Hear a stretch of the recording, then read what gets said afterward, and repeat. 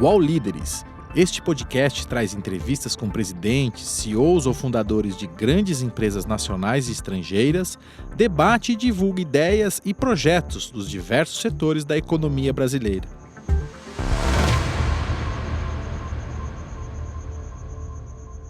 O UOL Líderes entrevista hoje o CEO da Gerdau, Gustavo Werneck. Tudo bem, Gustavo? Tudo bem. Enorme prazer estar aqui com vocês. Prazer é nosso.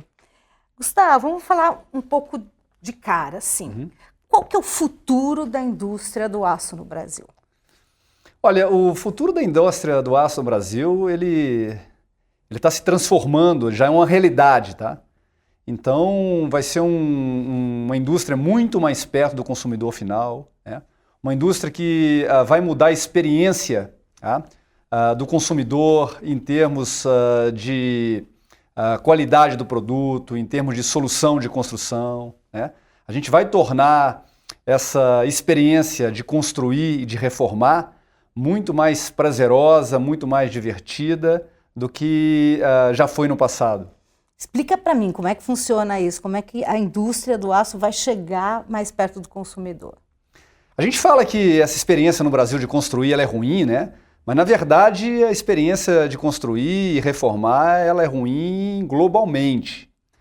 A McKinsey ela tem um estudo de 2017 que mostra que 17% de todo o dinheiro investido em construção civil globalmente ele é desperdiçado, com retrabalho, né? Com material mal especificado, com a qualidade da obra.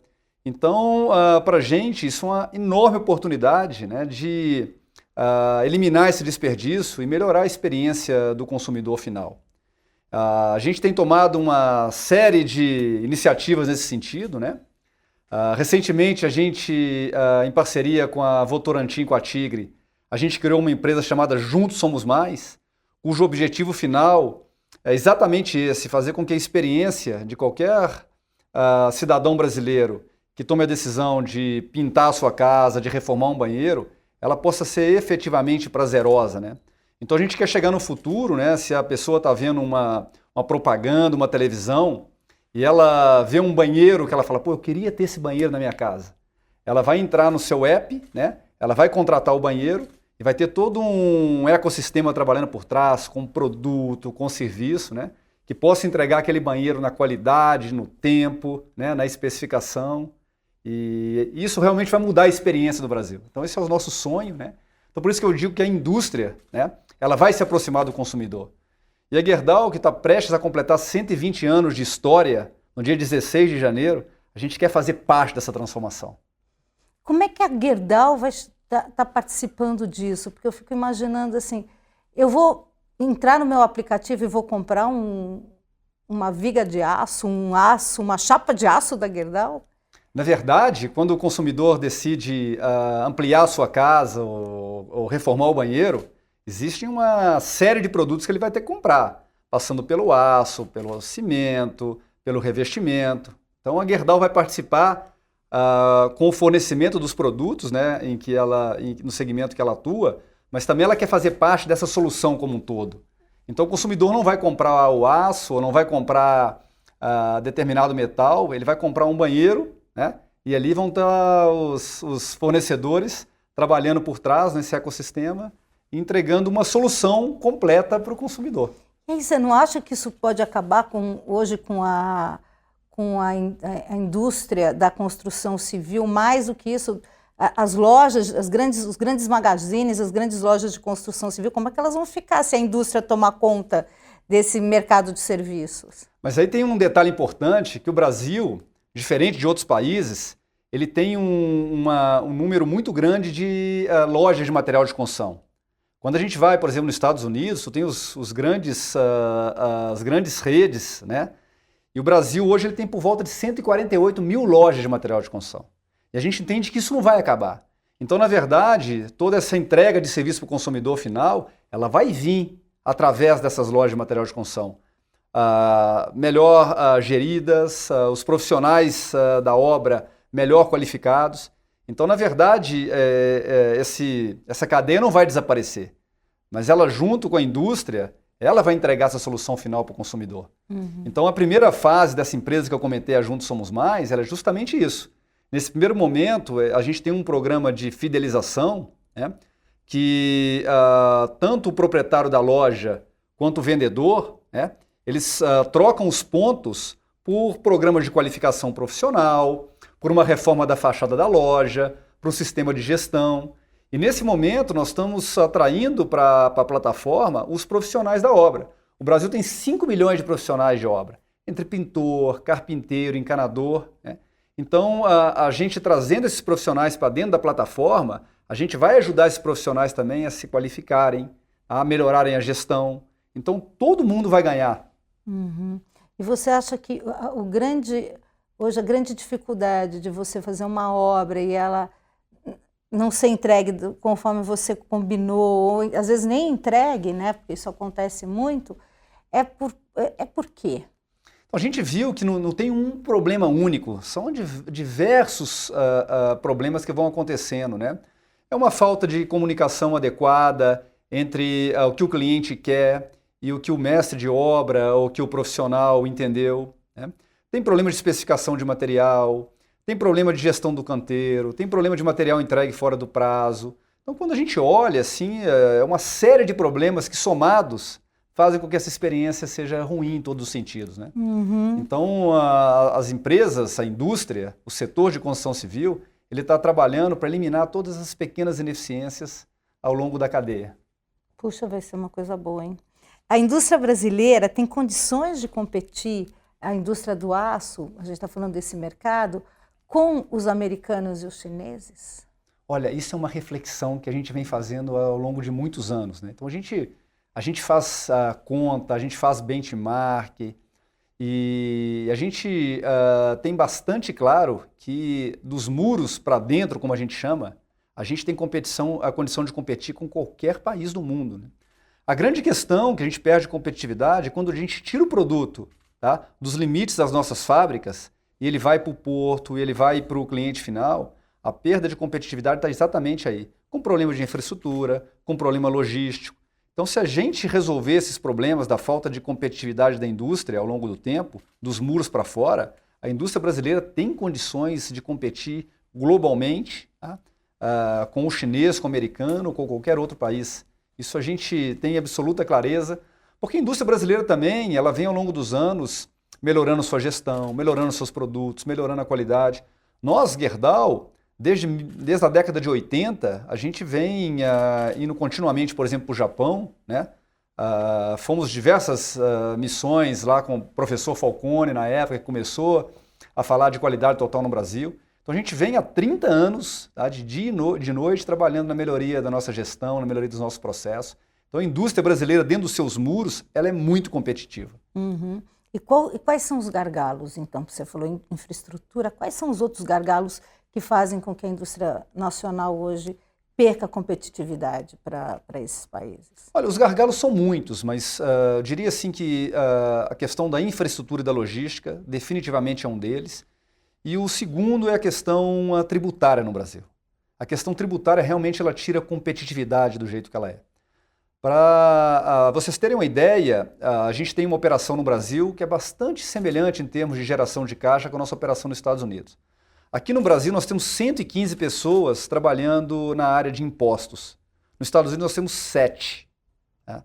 Então 115 para 7 para a gente ver como é complexo lidar com impostos no Brasil. E da forma hoje como são recolhidos os tributos no Brasil, toda vez que a gente coloca um produto no porto para exportar, ele vai com um resíduo tributário de 7%. Então, no porto, dentro do navio, o nosso produto já vai com 7% menos competitividade do que um produto chinês, por exemplo. Então, enquanto não se resolver essa questão da reforma tributária, enquanto não se investir em infraestrutura, a gente vai ter realmente dificuldade de competir. Você falou de reforma tributária. O que o governo deveria fazer na reforma tributária para melhorar essa questão da competitividade? Olha, sem dúvida tem que passar por uma simplificação, né, dos tributos hoje no Brasil. Tem que passar por um ambiente regulatório, um ambiente legal menos complexo, né? Então, a gente tem confiança de que a reforma tributária ela será resolvida no Brasil, mas ela tem que ser uma reforma tributária que realmente resolva esses grandes problemas que foram sendo criados ao longo do tempo. Uhum. O que você acha do ICMS que os estados cobram? Quer dizer, muita gente defende aí uma alíquota única. Qual que é a sua opinião a respeito? Olha, a nossa opinião é que tem que haver uma simplificação e ela tem que, durante um tempo, tá, que não pode ser muito longo, ela tem que permitir com que os estados readequem, tá, as suas finanças a um ambiente de impostos mais simples, tá? Mas ele precisa ser resolvido, né? A gente acredita também que se criar uma transição que ela demore muitos anos, ela vai reduzindo a competitividade da indústria ao longo do tempo, tá? Então a gente espera que isso seja solucionado logo ainda esse ano, porque vai abrir outra perspectiva para nós, né? Enquanto isso, o que a gente vem batalhando é para a gente criar mecanismos que permitam a gente voltar a exportar no curto prazo, né? O setor de aço no Brasil, hoje ele trabalha com uma utilização muito baixa, na ordem de 65% de toda a capacidade instalada.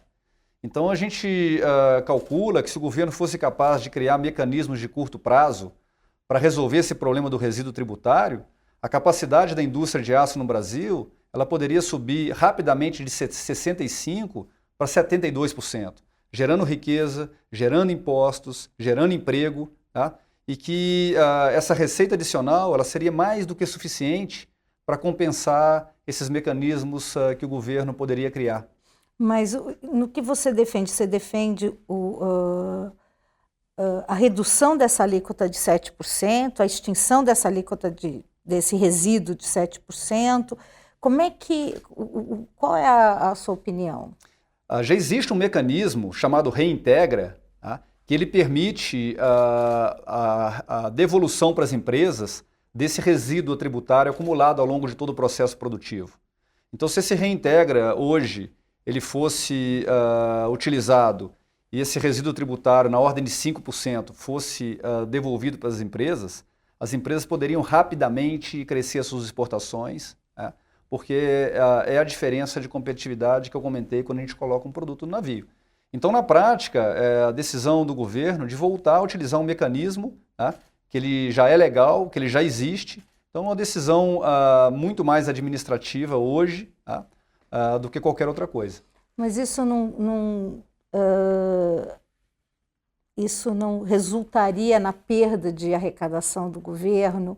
E aí eu vou fazer uma provocação, que é o seguinte: a indústria do aço é uma indústria bastante rica, né? E aí alguém vai falar, puxa, mas por que são 7% nessa cadeia toda, né?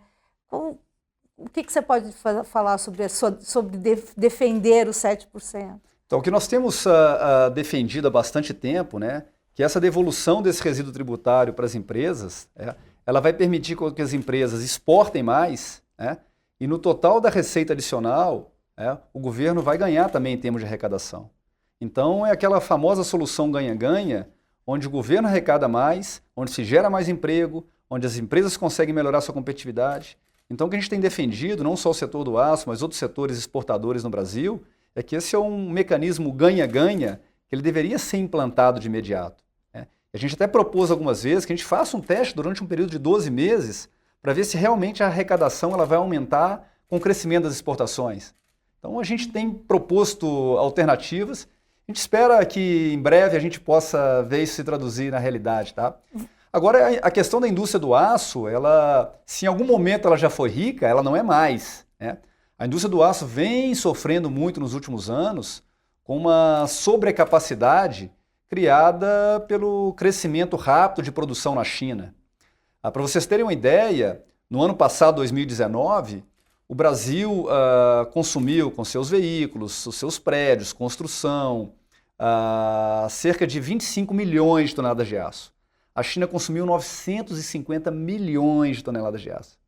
Então, a diferença é de 25 milhões no Brasil para 950. Então, a partir do momento que a China ocupou esse espaço grande no mundo e sobrou capacidade de aço, as margens foram muito comprimidas. E foi motivo pelo qual a gente teve que reinventar o nosso negócio, reinventar a nossa empresa, reinventar a forma como a gente atende nossos clientes, porque senão a empresa desapareceria ao longo do tempo. Os chineses vieram fortes. E aí, me fala uma coisa, essa questão dos 65% hoje de produção, qual seria o ideal, né, para a indústria começar a empregar mais, ter mais gente, gerar mais riqueza? Olha, o número que a gente sempre utiliza é 80%. Então, essa indústria que não deveria trabalhar com menos de 80% para ela ser uma indústria competitiva a nível global. Né? Uhum. E a crise econômica, ela impactou também nesses dados que você me passou anteriormente? Quer dizer, nessa redução da capacidade de ocupação da indústria? Ela impactou de uma maneira decisiva.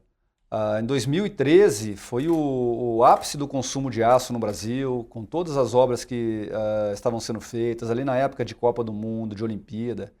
E de 2013 para 2017, o consumo de aço no Brasil caiu 40%.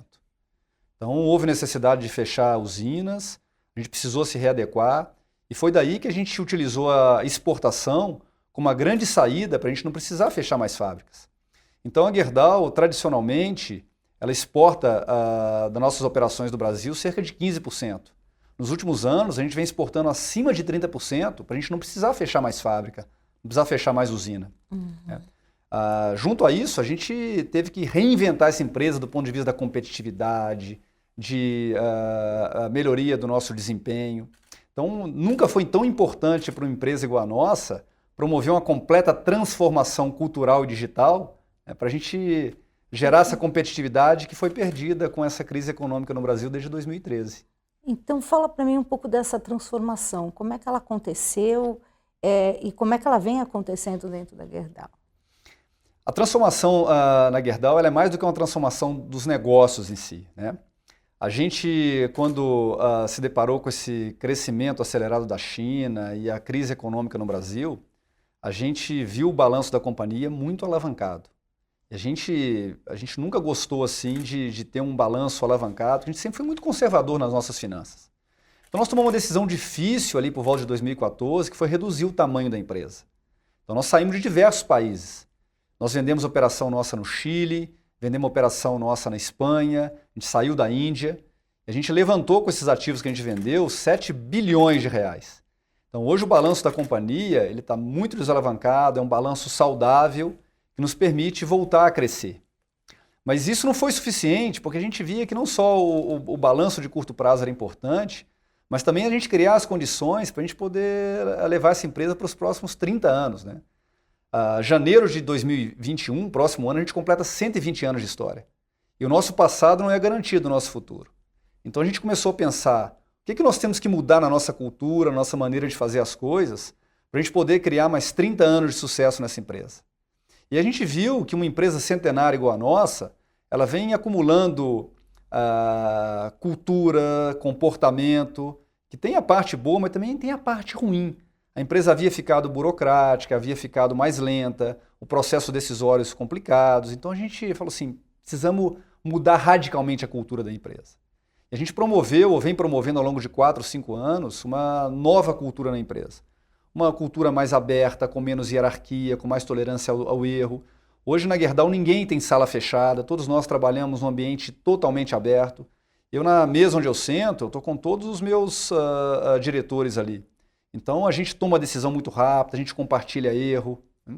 Então a Gerdau ela reconstruiu a cultura, né?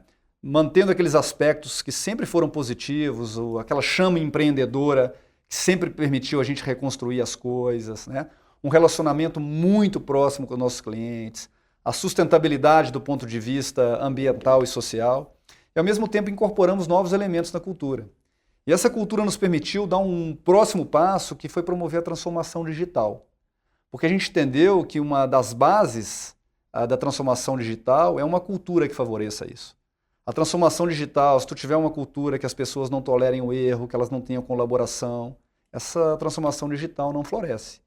E essa transformação digital ela tem se traduzido em ganhos financeiros muito importantes para a empresa.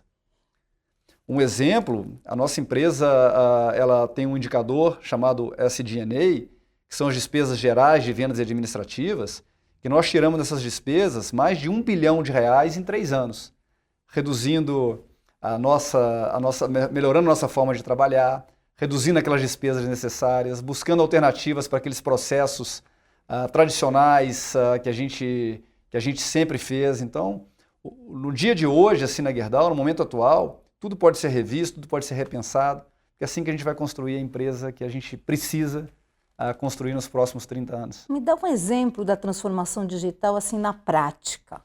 Por exemplo, com elementos que vocês colocaram e que anteriormente eles não existiam ou eles existiam de uma forma que não eram bem aproveitados, por exemplo. Tem vários exemplos, assim, especialmente naqueles segmentos do negócio que são prioritários para nós. Então, vou dar um exemplo. Assim, a gente tem uma usina lá em Minas Gerais chamada Gerdau Ouro Branco. A Gerdau Ouro Branco ela compra uma matéria-prima chamada carvão metalúrgico para ela poder colocar lá no alto forno e produzir o ferro gusa, que por sua vez vai virar o aço. Então, a gente tinha um time que o principal objetivo era ficar lendo os boletins de carvão, lendo o que acontecia nesse mercado, para eles poderem decidir qual era a melhor data num trimestre para eles colocarem o pedido de carvão. Que basicamente nesse negócio a gente coloca um pedido de compra de carvão em cada trimestre. E aí a gente começou a entender que a gente poderia transformar esse processo manual num algoritmo que ele pudesse nos ajudar a identificar qual o melhor dia do mês para a gente colocar o pedido. Então fomos montando um algoritmo com inteligência artificial, que começou a pegar variáveis que afetam o preço do carvão mundial, desde estoque de carvão nos portos da China, uma série de variáveis. E hoje a gente tem um algoritmo que ele diz para o nosso responsável pela área, existe 85% de probabilidade do preço do carvão no dia 12 ser o mais baixo. A gente vai lá e coloca o pedido. E a gente vai fazendo depois uma aderência do que a gente fez na prática com a realidade. E cada vez mais esse algoritmo tem se mostrado um algoritmo vencedor do ponto de vista da assertividade da data. Ao longo do tempo nós fomos incorporando outras variáveis. Recentemente houve uma tempestade na Austrália que ela provocou um rompimento de uma ferrovia, não tinha como escoar carvão para o porto, aí o preço do carvão subiu. E isso não estava previsto no nosso algoritmo. Então a gente entrou com essa variável agora da previsão climática na Austrália, e quando tem uma previsão que ela possa, de alguma forma, impactar a logística no país, a gente já sabe que tem uma tendência do carvão subir e a gente antecipa com a colocação do pedido. Na nossa área industrial, a gente aqui no Brasil, nós instalamos cerca de 40 mil sensores nos 1.000 equipamentos mais importantes que a gente tem. Então eles pegam todas essas variáveis e eles criaram como se fosse um gêmeo digital que simula online a operação das nossas usinas. Então ele consegue prever antecipadamente que vai ter um problema no equipamento na nossa usina de Ouro Branco, e se a gente não fizer uma intervenção agora, esse equipamento pode quebrar na semana que vem e causar uma perda de produção. Então a tecnologia, a utilização intensa de dados, essa nova cultura que a gente vem criando e uma nova forma de trabalhar com estruturas muito menos verticais e muito mais horizontais, o que a gente chama de squads, elas têm assim nos acelerado muito a transformação digital e a busca da competitividade que a gente tanto precisa.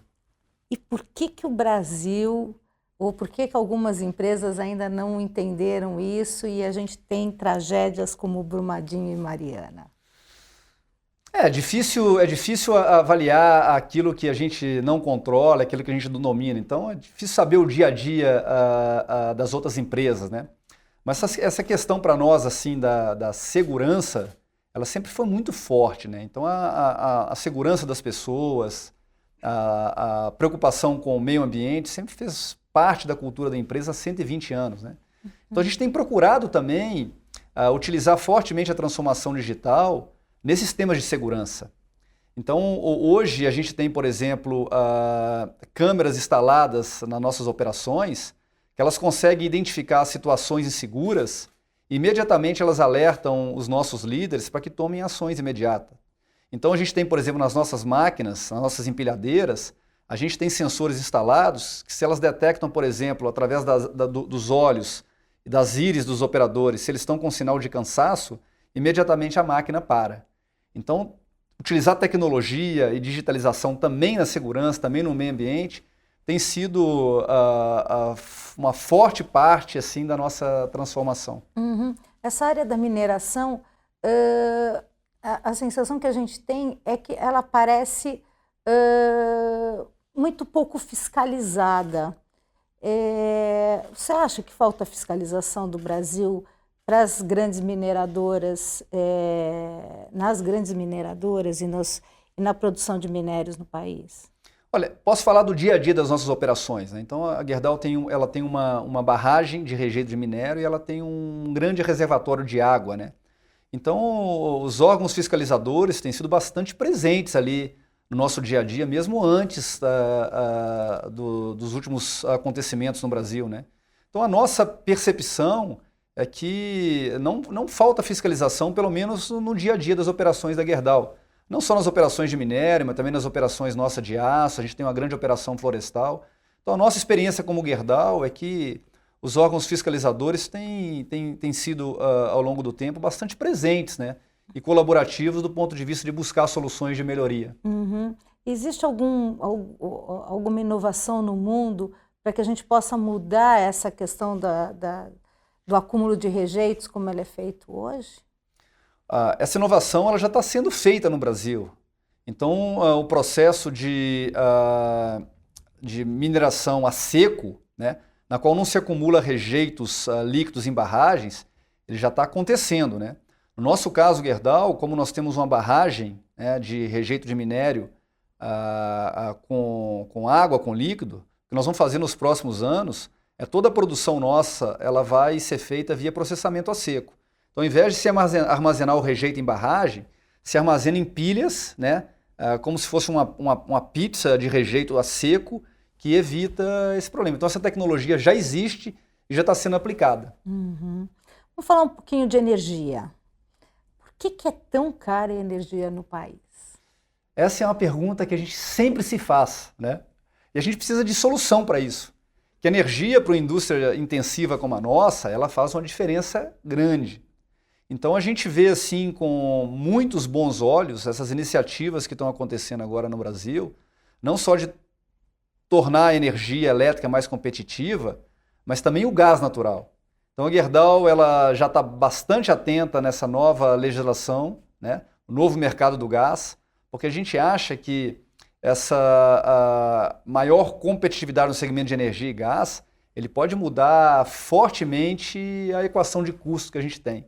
Então, essa é uma pergunta boa que a gente está aguardando respostas urgentes para ela. Vai nos ajudar muito na competitividade. Os podcasts do UOL estão disponíveis em todas as plataformas. Você pode ver a lista desses programas em uol.com.br/podcasts. Recebe salário, faz transferência, pagamento, recarga de celular e até empréstimo, tudo sem taxa. PagBank, a sua conta grátis do PagSeguro. Baixe já o app e abra sua conta em 3 minutos. E quais são as expectativas para a economia brasileira agora em 2020? Qual é a expectativa de vocês? Eu estou muito otimista, sim, com a recuperação de alguns setores importantes para nós. Eu, tradicionalmente, sou uma pessoa que olha o mundo de uma forma positiva, mas é a primeira vez nos últimos meses que esse meu otimismo tem se traduzido em demanda real. A recuperação do setor de construção civil no Brasil, ele já é uma realidade. A gente tem assim, diversos indicadores que comprovam a recuperação desse segmento. Então, quando a gente olha lançamento de novos imóveis, quando a gente olha a vacância de imóveis comerciais, quando a gente olha, por exemplo, o número de canteiros de obras que a gente atende, eles demonstram essa recuperação. Para vocês terem uma ideia, no terceiro trimestre do ano passado, ali por volta de agosto ou setembro, a Gerdau atendia no Brasil 1.400 canteiros de obra. A gente estava entregando aço para a construção. No último trimestre, ali por volta de novembro, esse número já tinha subido para 2.000 canteiros. Então foram 600 canteiros a mais que a gente passou a entregar aço. E a gente tem sentido agora no começo do ano um crescimento dos pedidos de aço para concreto armado. Então esse é um segmento que ele já está aí se recuperando e vai ser muito importante para a Gerdau e para a indústria do aço como um todo. A nossa expectativa é que também o segmento de infraestrutura, que é outro muito importante, ele comece a se recuperar esse ano no Brasil a partir do segundo semestre. Tá? O terceiro segmento para nós, que também é importante, que é o varejo da construção, que a gente comentou um pouco sobre a Juntos Somos Mais, que é o segmento do autoconstrutor, da reforma, é um segmento que ele não caiu no Brasil, mesmo durante a crise, ele cresce ali 4%, 5% ao ano. Então, se recupera o mercado de construção civil, comercial e residencial que está acontecendo agora, e na sequência se recupera o mercado de infraestrutura, a gente tem condição de, nos próximos anos, voltar a patamares de entrega de aço que a gente já teve. Então, eu particularmente estou muito otimista que esse ano seja um ano realmente da virada na economia, que vai ser bom para todos nós, para a geração de emprego, para a geração de valor para a sociedade como um todo. O que você atribui a esse crescimento e essa expectativa otimista, a política econômica do governo? Olha, uma série de fatores, né? Sem dúvida, muito importante foi a queda dos juros. A queda dos juros está fazendo com que o dinheiro que anteriormente ficava parado nos bancos, ele passe a circular agora na economia real. Então, a queda dos juros favorece aquela família que quer financiar o seu primeiro imóvel e ela favorece também o mercado no sentido de que aquelas famílias, aquelas pessoas que deixavam o dinheiro a juros aplicado no banco, eles estão tirando esse dinheiro agora e aplicando no mercado imobiliário. Então a queda de juros ela foi fundamental, esse ciclo de reformas que se iniciou, mesmo antes da reforma da Previdência, né, com a nova lei trabalhista, a nova lei da terceirização. Então esse ciclo de reformas ele tem nos ajudado muito. Por isso que a gente sempre reforça, que independente de convicções, é fundamental para aqueles que acreditam no Brasil, para aqueles que decidiram investir o tempo e a vida aqui nesse país, tá? Que a gente não coloque as convicções em primeiro lugar, que a gente realmente possa colocar o Brasil em primeiro lugar, a gente possa implantar essas reformas e aí a gente vai encontrar um caminho de recuperação, um caminho vencedor, que vai ser bom para toda a sociedade brasileira. Aí você falou ali atrás que a infraestrutura, que você espera que a infraestrutura, o setor de infraestrutura, ele se recupere esse ano. O setor de infraestrutura foi fortemente impactado com todas as denúncias e o problema todo de denúncias no país e de Operação Lava Jato. Eu queria saber quem vão ser os novos players para a recuperação do setor de infraestrutura. Onde estão esses players? Esses players estão no Brasil. A Gerdau ela tem hoje, em toda a sua base, mais de 100 mil clientes. Então existem empresas construtoras assim que não são conhecidas do grande público, mas são construtoras de porte, construtoras com boa gestão. Então eu acho que o problema do Brasil não é a falta de construtoras, de empresas, de empresários no segmento. Eu acho que é falta realmente de obra. À medida que essas obras forem se concretizando, essas empresas vão ter condição de conduzir essas obras aí, eu acho que num ciclo positivo e um ciclo vencedor. O que a gente entende que necessita para destravar essas obras é realmente colocar de pé essas parcerias público-privadas, né? O governo vai ter dificuldade de sozinho conduzir um ciclo agora de crescimento em infraestrutura, mas junto com as empresas, através do destravamento dessas parcerias, eu não tenho dúvida de que essas obras que a sociedade tanto anseia em aeroportos, em rodovias, isso vai se tornar uma realidade e vai destravar esse gargalo que hoje tanto nos atormenta. Para ter uma ideia, ali em maio do ano de 2018, quando houve aquela greve dos caminhoneiros, aquele tabelamento de frete que foi implantado, ele traz um impacto para o nosso negócio de 200 milhões de reais por ano. É muito significativo quando se tomou decisão dessa. Foi daí, por exemplo, que a gente tomou a decisão de criar a primeira startup nossa da Gerdau, dentro desse conceito de transformação digital, que se chama G2L, que ela é um algoritmo com inteligência artificial. Realmente ele funciona como uma startup. A gente iniciou ela dentro da Gerdau, depois a gente viu que uma startup ali dentro do nosso escritório ele era contaminado pelo DNA, pela burocracia da empresa tradicional. A gente falou, não dá para ficar com esse negócio aqui. Aí tiramos a empresa totalmente independente, a Gerdau é a sócia majoritária, mas levamos ela para um lugar totalmente diferente para que ela pudesse ter a sua independência e funcionasse como startup. essa empresa ela foi fundamental para que a gente pudesse mitigar esse custo adicional que a gente teve. E ela faz o que exatamente? Ela busca, através de algoritmos de inteligência artificial, alternativas de frete, que possam não só reduzir o nosso custo, mas atender de uma forma mais eficiente os nossos clientes. Então, é uma empresa que mostra como a transformação digital dentro de grandes organizações, ela pode ser muito positiva e já está aí como uma realidade. Você acha que o Brasil ainda está muito amarrado e refém de sindicatos? A gente ainda vive isso? Olha, eu acho que depois das reformas que foram implantadas, eu acho que a gente conseguiu uma convivência mais harmônica. Eu acho que esse é um problema que ele está sendo superado no Brasil. Acho que nas diversas operações que a gente tem pelo Brasil, a gente consegue hoje não ter essa questão como uma das mais importantes da nossa lista, né, que já foi no passado. Então acho que é mais um exemplo de situações que vão sendo superadas e se tornam um ganha-ganha para a sociedade brasileira. Qual que é a sua opinião a respeito da reforma trabalhista? Ela veio com uma proposta de aumentar, inclusive, os empregos no país, mas o que se vê hoje é que a gente ainda tem 11 milhões de desempregados e uma grande informalidade. Qual que é a sua opinião a respeito dela? Olha, eu sempre olho a reforma trabalhista conectada à nova lei da terceirização que foi colocada no Brasil. E ela, na prática, ela se demonstrou muito importante e muito eficiente para nós. Eu uso como um dos exemplos, ali por volta do ano passado, 2018, antes ali da crise argentina, quando a gente teve necessidade de colocar uma usina que estava paralisada para operar, esses elementos que foram discutidos na terceirização e na lei trabalhista, elas nos permitiram colocar essa usina para operar numa velocidade nunca vista. Então, eu trago isso como um exemplo prático de como é que isso nos ajuda em situações que tu encontra oportunidades de mercado de exportar para tu colocar rapidamente empregos e atender os nossos clientes e atender os mercados onde a gente atua.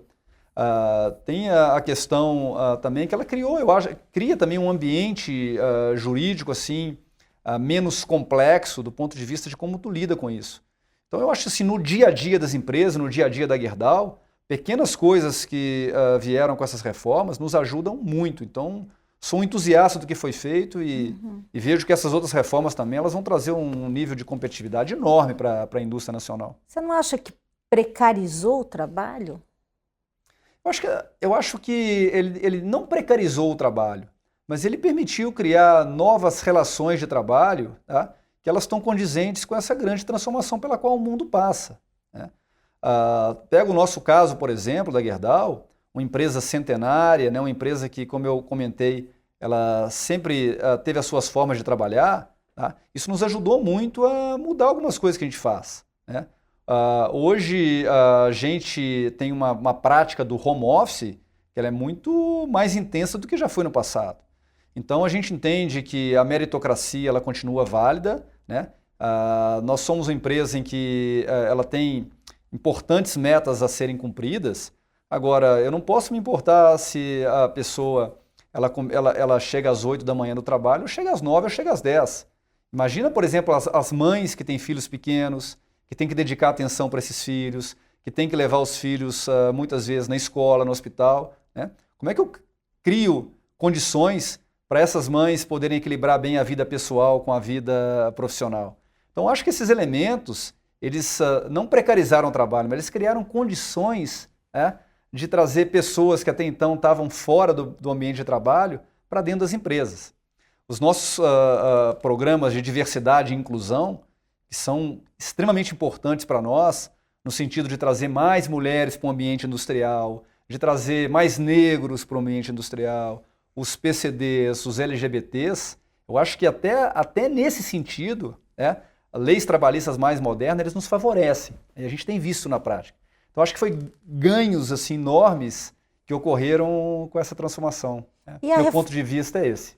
E a reforma da Previdência que foi feita, agora foi aprovada, é suficiente? Ou a gente vai precisar rever isso lá na frente? Eu acho que assim como as empresas que precisam ter a alta adaptabilidade como diferencial competitivo, o governo vai precisar ter também, né? Então, eu acho que nada é definitivo e cada vez mais se adaptar às mudanças é questão de sobrevivência para todas as partes. E aí, continuando na questão das reformas, está vindo aí uma reforma administrativa. Onde o governo deve cortar? Olha, difícil dizer para quem não está lá presente no dia a dia, né? Então, o que eu gostaria de dizer sobre isso, que o que a gente espera é que seja realmente uma reforma que ela possa direcionar a solução para os grandes problemas, né? Então, acho que o Brasil tem pressa, tá? Não só as empresas sozinhas não vão resolver grandes questões no Brasil. Então, é necessário uma urgência e decisões que realmente resolvam os grandes problemas. Então, por não estarmos ali no dia a dia, difícil dizer exatamente onde deveria tocar. Mas eu acho que temos que tocar esses pontos assim com vigor e realmente fazerem reformas que direcionem soluções para os grandes problemas. Uhum. Quais são os investimentos da Gerdau agora para 2020? Você consegue me dizer onde vocês vão apostar as fichas? Nós temos um programa importante de investimento que a gente anunciou para 3 anos. Para o 19, que foi ano passado, para o 20 e para o 21. São 7 bilhões de reais que nós vamos investir nos próximos anos. E o grande foco desses investimentos ele vai estar no estado de Minas Gerais, na nossa mineração, na nossa usina de Ouro Branco. Tá? Em paralelo, a partir do momento que a gente encerrou esse ciclo de investimentos, a gente começa a olhar agora o mercado de uma outra forma. Então, recentemente, nós anunciamos uma aquisição aqui no Brasil. Nós adquirimos uma empresa chamada Silat, que fica no Ceará.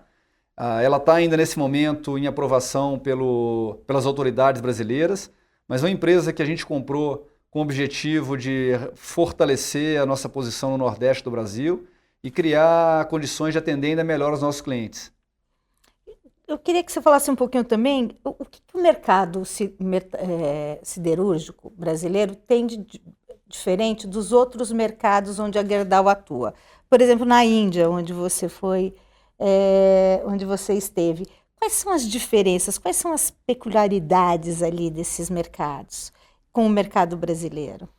Olha, o Brasil ele tem muitas empresas familiares, né? E são empresas que elas estão passando agora por uma transição de gerações. Então, boa parte dos nossos clientes agora no Brasil, tá? Ela está deixando aquela gestão da geração do fundador para a geração dos filhos do fundador. Que é uma geração que ela já vem com uma cabeça, um mindset diferente, né? Em todas as dimensões do negócio. Então, hoje, a gente lançou recentemente agora uma plataforma de comércio eletrônico que mesmo no caso do aço, a gente hoje está vendendo 11% do nosso aço através de plataformas eletrônicas. Um negócio que um tempo atrás tu imaginava, tu vai vender um vergalhão pela internet, hoje 11% das vendas ela já é pela internet. Na hora que a gente pega hoje as vendas por essa plataforma, ela já representa uma das maiores filiais da Comercial Gerdau. Então é uma transformação realmente intensa na forma de gerar valor para os nossos clientes. Então um mercado que ele tem essa diferença, ele é familiar, mas está passando por uma grande profissionalização, por uma grande transformação. E nos outros países ele já é um mercado mais... O americano ele já diria já é um pouco mais profissional, já está em alguns casos numa mão assim, de fundos, de mercado financeiro. Ele não tem tanto uma presença do fundador e da família mais no dia a dia, né? Como eu comentei, são 148 mil pequenas lojas de material de construção no Brasil. Nos Estados Unidos tem os grandes depósitos, Home Depot, é uma forma totalmente diferente de se comprar material de construção. E a gente entende que isso não vai deixar de ser assim no Brasil. Então é um setor que está se profissionalizando. Então entender a transformação desse setor e estar ali para ajudar nessa transformação e gerar valor, a indústria da construção, as empresas que atuam no segmento, se não fizerem isso, vão ficar para trás. Você falou que hoje tem uma parte importante da Gerdau exportando, né? Existe alguma possibilidade dos americanos taxarem o aço brasileiro? essa é uma discussão que já está há alguns anos, né? Especialmente depois que os Estados Unidos colocou a famosa cota, que é um limite, né, de exportação que pode ser feito do Brasil para lá. No caso da Gerdau, isso não nos impacta, porque como nós temos uma operação muito grande nos Estados Unidos, né, a nossa produção é para atender o mercado local. Então, essa exportação que é feita do Brasil, ela não é para os Estados Unidos.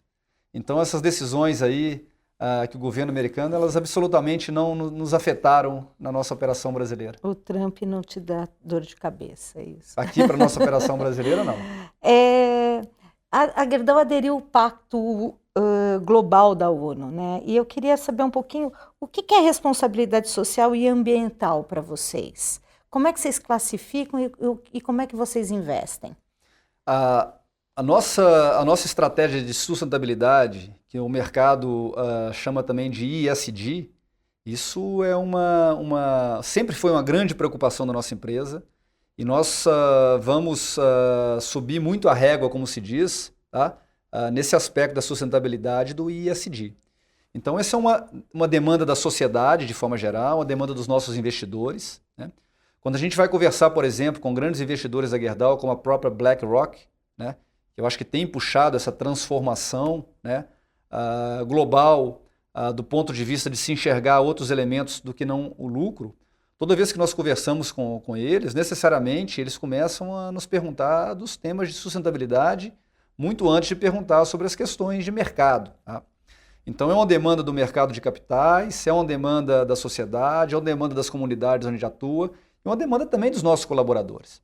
Então a gente, dentro da nossa estratégia de sustentabilidade ou de ESG, nós temos decisões importantes tomadas. Então, do ponto de vista ambiental, nós estamos agora abrindo de uma forma absolutamente transparente todos os nossos indicadores, por exemplo, de emissão de gases do efeito estufa, e estamos colocando metas de longo prazo para que a gente promova uma redução significativa dessa emissão de gases do efeito estufa. Do ponto de vista do social, a gente está trabalhando fortemente para a gente se certificar como uma empresa B, tá? O que não é muito comum no segmento industrial. Então nós vamos nos tornar, ano que vem, aqui nas operações brasileiras, uma das primeiras empresas certificadas como empresa B. Tá? Então isso também, para nós, é um grande passo para a gente se tornar uma empresa mais sustentável. A gente vem também, ao longo dos últimos anos, promovendo uma profunda transformação nos temas de diversidade e inclusão, o que também não é muito comum no setor industrial, que é um setor centenário, uma empresa centenária como a nossa, um setor machista, tá? E isso a gente não aceita mais. Então a gente tem um ambiente onde as mulheres tenham mais participação, tá? Onde a gente tenha uma maior participação de raças, onde a gente possa transformar toda essa diversidade que tem no Brasil numa efetiva inclusão. Isso para nós também é um caminho sem volta. Isso tem feito muito bem para todos nós, colaboradores da Gerdau, do ponto de vista humano, do ponto de vista da performance, do ponto de vista da inovação, né?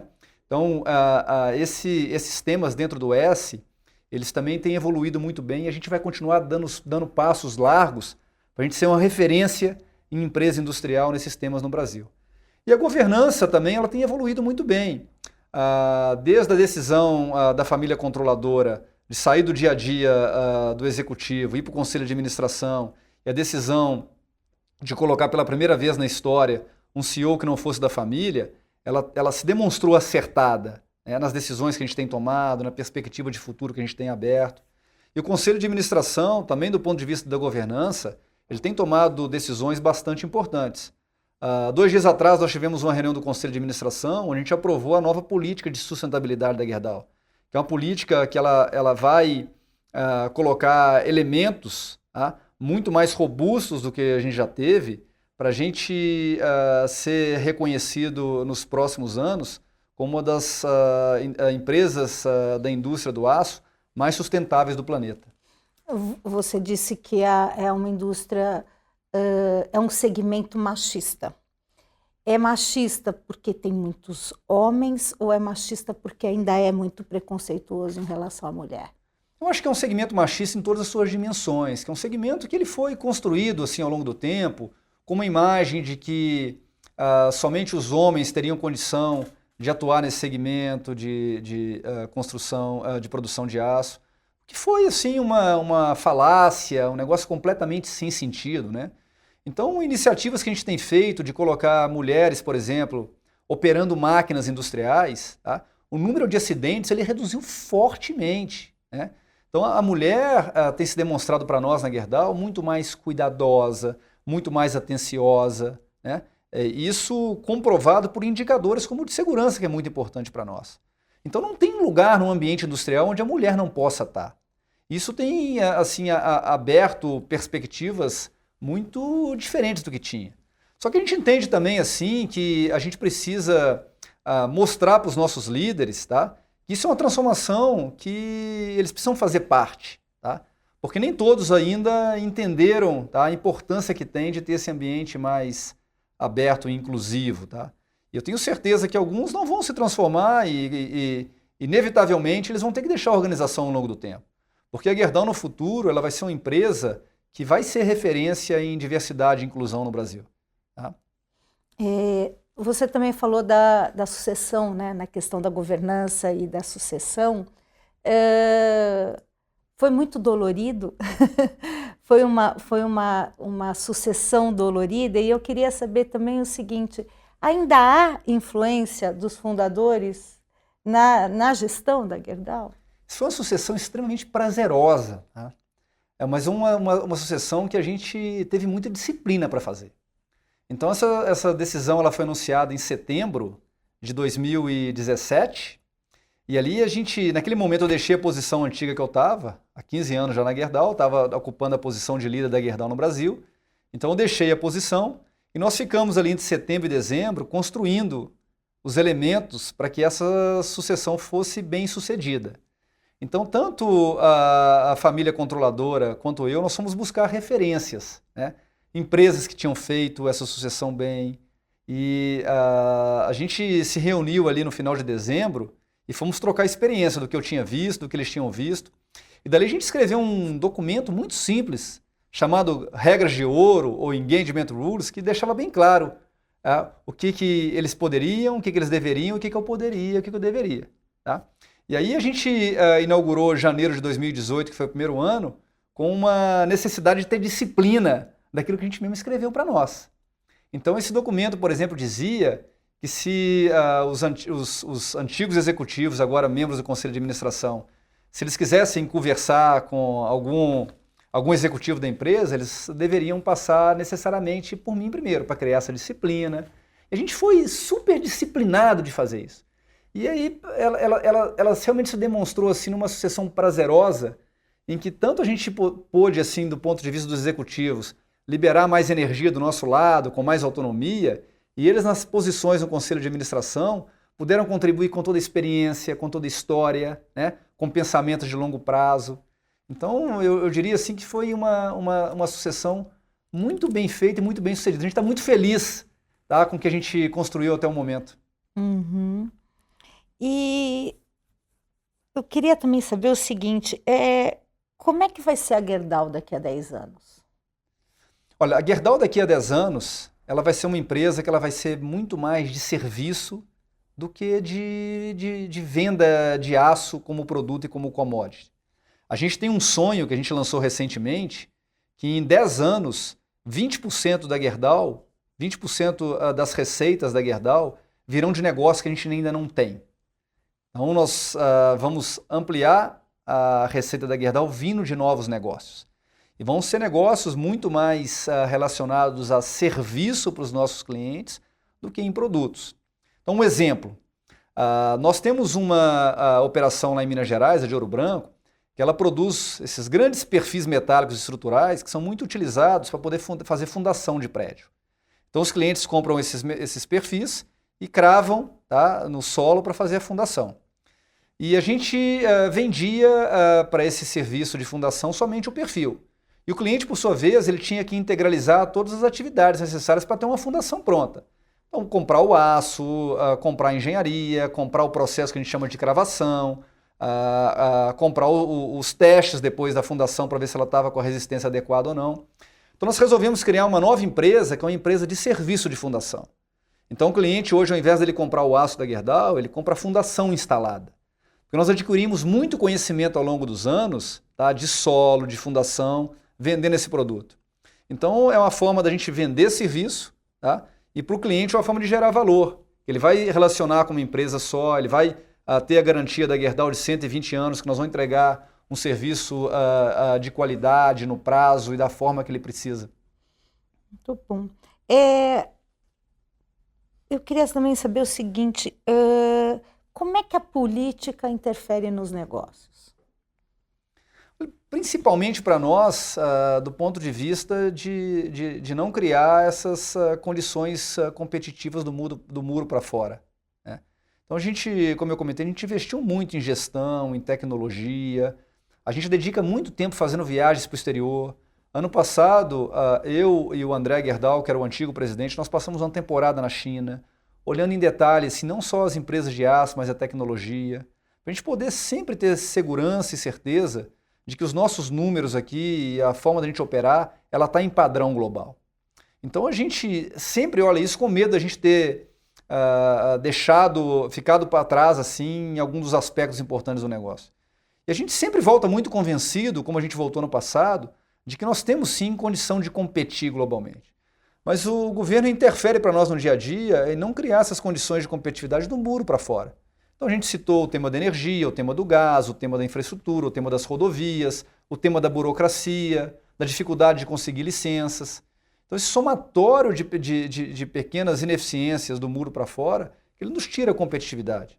A gente realmente espera que esse famoso custo Brasil, que tanto se fala, que ele foi traduzido agora recentemente em números, que ele possa se reduzindo ao longo do tempo, para que a gente possa ter condição, em termos de práticas do negócio como um todo, comparáveis às melhores referências da OCDE. Quanto que é o custo do Brasil? O custo do Brasil foi quantificado recentemente em 22% do PIB. Essa é a ineficiência que as empresas brasileiras têm que lidar no dia a dia quando se compara com as melhores práticas. É 22% do PIB brasileiro que apresenta ineficiência para competir. Eu queria falar um pouquinho sobre a questão do câmbio também. Quer dizer, esse câmbio, do jeito que ele está hoje no Brasil, ele não interfere diretamente no negócio de vocês? E como é que deveria ser o câmbio no Brasil? Olha, o câmbio ele interfere de maneiras diferentes assim, para cada negócio, para cada empresa. No nosso caso da Gerdau, esse câmbio ele nos favorece em dois aspectos. Em primeiro lugar, que ele cria essa competitividade artificial do ponto de vista da exportação. Ele nos ajuda a exportar via Brasil. E o segundo ponto, que como nós temos uma operação grande nos Estados Unidos, tá, um câmbio mais alto ele nos ajuda a traduzir em mais reais aquela receita que a gente gera nos Estados Unidos. Então, para a Gerdau, o câmbio nos patamares que ele está atualmente, ele nos favorece. Né? Agora, ele afeta de formas diferentes a sociedade, as empresas, então difícil falar assim de forma geral, assim, já que as diferenças são grandes aí entre as empresas brasileiras. A gente tem um déficit de mais ou menos 7 milhões de moradias no Brasil. E vocês trabalham exatamente, né, numa área que é a área da construção. Como é que que atitudes o governo deveria ter para diminuir esse déficit, para dar mais condições para o brasileiro ter a casa própria? Olha, há algum tempo, a gente lançou um olhar diferente para o tema. Né? A gente parou de discutir assim o que o governo deveria fazer e nós olhamos para dentro e falamos assim, a gente pode fazer mais. Porque eu acho que assim, é realmente entristecedor para um cidadão, né? Quando a gente vai, por exemplo, para o aeroporto e a gente passa ali debaixo de um viaduto e vê famílias vivendo numa condição subhumana de moradia. Então nós lançamos um olhar diferente para o tema e falamos, a gente pode fazer mais.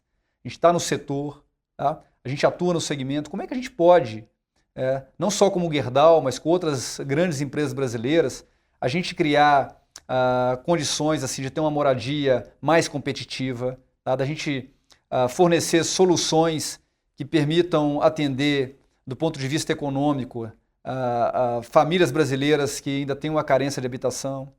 Então, um exemplo de ações que nós estamos promovendo, que juntam não só o tema do déficit de habitação, mas também do tema ambiental, a gente, através de parcerias no estado de Minas Gerais, a gente lançou no final de 2019 a primeira casa sustentável no Brasil. Então, a casa piloto, que ela é construída a partir de rejeito de mineração. Então, o tijolo, os blocos, o revestimento, ele é feito a partir desses resíduos. Então, a gente pretende agora escalar essa solução, porque ela resolve não só essa questão do rejeito de mineração, tá, mas ela resolve também a questão de entregar moradias, tá, de custos menores para as pessoas que precisam. Então, o que eu posso dizer é que nos próximos anos a Gerdau vai atuar de uma maneira muito mais intensa do ponto de vista de responsabilidade social para, dentro do setor onde ela atua, contribuir para a solução de problemas graves no Brasil, como é o problema da moradia. Uhum. E a sua opinião a respeito da educação? O Brasil ainda tem um problema muito sério de educação em todos os seus níveis. Qual é o investimento que o governo deveria fazer e onde deveria estar esse investimento na educação? A gente, como Gerdau, quando a gente olha para a educação, a gente sempre olha a Coreia do Sul como um exemplo, né? Então a gente viaja muito para a Ásia para a gente ver como a indústria de aço na Coreia floresceu ao longo dos últimos anos, né? Quando a gente via na década de 80 o que a Coreia tinha de indústria de aço e o que tem hoje, 30 anos depois, a gente fica surpreendido como a indústria do aço ela se tornou uma das indústrias, tá, mais competitivas do mundo. Então, a base disso, quando a gente vai olhar, ela é educação. Não tem jeito de transformar uma sociedade, não tem jeito de transformar as empresas se ela não vier por educação. E a questão da educação, do empreendedorismo, ela sempre também esteve muito presente no dia a dia da Gerdau, através de atuação nas comunidades onde a gente atua. Então, a gente também entende que nesse tema, o governo e empresas precisam trabalhar juntos se quiserem ter uma perspectiva de longo prazo do Brasil finalmente, né, ele se tornar um país de primeiro mundo, ele necessariamente vai passar pela educação. Uma educação de base, tá, uma educação de ensino médio, que possam preparar melhores profissionais e principalmente melhores cidadãos. Então a educação para nós, ela talvez dos elementos mais importantes que tem de transformação de longo prazo para uma sociedade. E você vê uma iniciativa do governo em relação a isso? Quer dizer, existe uma preocupação do governo em relação à educação hoje? Eu vejo que existem preocupações de todos os lados, né? De alguns segmentos do governo, de algumas empresas, tá? É uma preocupação assim que ela não está presente de uma forma intensa e muitas vezes genuína na sociedade de forma geral. A sociedade não entendeu ainda a importância que tem. Então eu acho que a solução disso aí, já que nós estamos atrasados, ela vai passar necessariamente por uma mobilização de toda a sociedade, da sociedade civil, do governo, tá? Então eu acho que existem dentro de toda a sociedade bons focos, bons projetos, boas iniciativas. Se a gente for capaz de canalizar e de juntar isso tudo, eu acho que a gente consegue romper essa grande dificuldade que a gente tem. Então eu vejo boas iniciativas de todos os lados, mas nenhuma delas sozinha até agora conseguiu resolver o problema. Nas gestões anteriores, a Gerdau estava muito próxima do governo, né? Os fundadores, inclusive, foram convidados aí para participar de governos anteriores. A Gerdau ainda continua nessa linha? Olha, a gente sempre está disposto assim, a gente contribuir com a história da empresa, com o que a gente aprendeu, com gestão, né? Então, assim, a Gerdau é uma das empresas brasileiras que sempre se coloca à disposição para contribuir, tá? Então, a gente entende que as empresas têm muito para contribuir, tá? Então, a gente continua no dia a dia das nossas operações, especialmente nas comunidades onde a gente atua, próximo às prefeituras, próximo aos municípios, né? Apoiando em temas, não só os que a gente comentou aqui como ambiental, mas nos temas de educação, de empreendedorismo. Então, essa proximidade da empresa assim, com a coisa pública de forma geral, a gente entende que ela pode ajudar a fazer o Brasil andar mais rápido. E o Brasil está menos corrupto? Difícil de saber no dia a dia, assim, de uma empresa assim, onde a gente coloca muito energia no nosso dia a dia, né?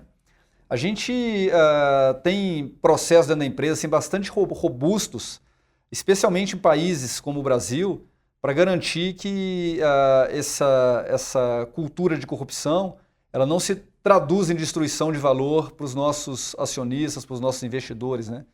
Então, quando a gente olha assim, o investimento que a gente tem no Brasil para garantir que as coisas funcionem assim corretamente, poderia dizer que a gente ainda está distante de referência que a gente gostaria de ter, né? Então, eu pego, por exemplo, assim, a estrutura que nós temos hoje de compliance, de auditoria interna, né? Em países como o Brasil, elas ainda são maiores que nós temos em países como os Estados Unidos, né? Então, acho que medindo na empresa, a gente tem um caminho importante para trabalhar. Mas eu acho que também nesse aspecto, assim, a sociedade está se mobilizando, já não está aceitando mais aquelas pequenas coisas no dia a dia que a gente aceitava no passado. Então, acho que nós estamos no caminho correto para criar um Brasil melhor do ponto de vista de cultura, de seguir regra, de seguir lei. E aí, para a gente acabar, que dicas você poderia dar para que uma pessoa, para que esses jovens estão começando agora nas carreiras e sigam uma carreira de sucesso, uma carreira de líder de sucesso? Olha, a primeira coisa que eu queria pedir para os jovens é que continuem acreditando no Brasil, né? Muitos de nós, assim, que tivemos em algum momento, assim, oportunidades de viver fora do Brasil, muitos de nós estamos no Brasil por escolha, tá? Então, eu gostaria muito de pedir, assim, para os jovens que continuem acreditando no Brasil, né? Esse é um sonho que a minha geração tem e eu queria que esse sonho não morresse para a geração que está vindo. Esse país é feito de pessoas maravilhosas, né? Basta tu parar na rua por alguns segundos e olhar essa diversidade maravilhosa que é o Brasil, né? Fala assim, cara, não é possível, tá, que a gente vai perder mais uma geração, tá, sem conseguir transformar esse Brasil. Então eu queria primeiro pedir, que eu sempre faço assim, quando eu interajo com os jovens, assim, vamos acreditar, né? A gente tem que sonhar grande, a gente tem que sonhar que a gente é capaz de transformar o Brasil. E sempre falo assim, temos que ter perseverança, né? Temos que fazer um pouco mais assim, no nosso dia a dia, né? Eu acho que o trabalhar duro ainda ele continua presente, né? O sucesso não vem antes do trabalho duro, né? Então essa é a dica que eu dou, assim, a gente tem um país maravilhoso nas nossas mãos. Queria muito assim que antes que eu me vá desse planeta para outro, assim, que eu possa me orgulhar do local onde eu nasci, do lugar onde escolhi para viver. A Gerdau é uma empresa que acredita muito no Brasil. E a gente tem certeza assim que se a gente se mobilizar, a gente continuar acreditando, nós finalmente podemos ter um país que dê orgulho para todos nós, né? Gustavo, muito obrigada por participar do All Líderes. Prazer. Espero voltar um dia. Vai voltar. Obrigada. O All Líderes tem reportagem de Beth Matias, edição de áudio de Amer Menegassi e coordenação de Diogo Pinheiro.